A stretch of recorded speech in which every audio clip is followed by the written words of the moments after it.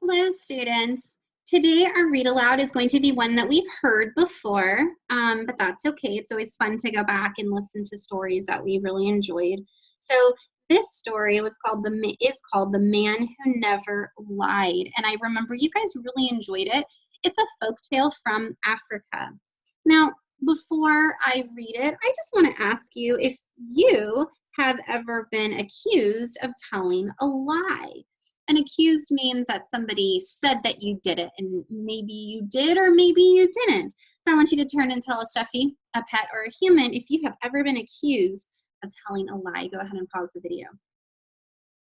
Okay, I'm going to go ahead and read this to you, and I hope you enjoy it.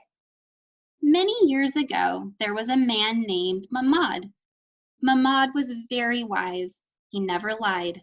His neighbors always said, "Oh, Mahmud is such a truthful and honest person." Pretty soon, everyone in the village knew about Mahmud.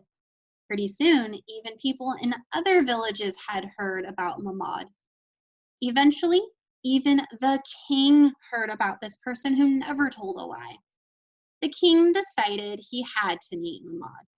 So he sent messengers to bring Mahmud back to the royal palace. When Mahmud arrived, the king looked at him closely. He didn't look so wise. He didn't look different or unusual. "So you are Mahmud," the king said. "You are well known throughout the land. Is it true that you have never told a lie? Remember, I am the king. I can tell if you are being dishonest to me, and I can have you punished." The king frowned down at Mahmud. "My king," said Mahmud, "what you heard is true." "Humph," said the king. "But can you promise that you will never tell a lie for the rest of your life?" "Yes," said Mahmud, "I will never lie." "Well, this is a big promise," said the king. "But you better be careful, Mahmud, for a lie is very crafty. A lie is very tricky. Before you know it, a lie can slide off your tongue very easily." The king thought more about Mahmud. He was worried people would think Mahmud was wiser than he was. So he came up with a plan. "Mahmud," said the king, "I must end our chat for now. I plan to go hunting. Come, walk with me out of the castle." Outside the castle, a crowd had formed. Everyone wanted to see Mahmud with the king.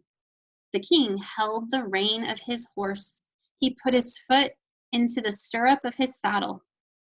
"Mahmud," commanded the king, "go to the summer palace. There you will find the queen. Go now, go quickly. Tell the queen I will be there for lunch." Mahmud agreed. As soon as Mahmud was gone, the king began to laugh. He said to the crowd, "Ha ha, I never planned to go hunting. All this was to catch Mahmud in a lie. Now Mahmud will lie to the queen. No person can always tell the truth. This will prove it." When Mahmud arrived at the summer palace, he found the queen. But instead of giving her the king's message, he said, "The king might be here for lunch, or he might not. So maybe you will need to have a big feast ready, or maybe not. Might, maybe. Mahmud, just tell me, will the king be here for lunch or not?" the queen demanded. "I don't know," explained Mahmud. "I saw him put one foot in the stirrup, but I don't know if he put his other foot in the stirrup after I left. He might have, or he might have put his foot back on the ground." Late in the evening, the king finally arrived.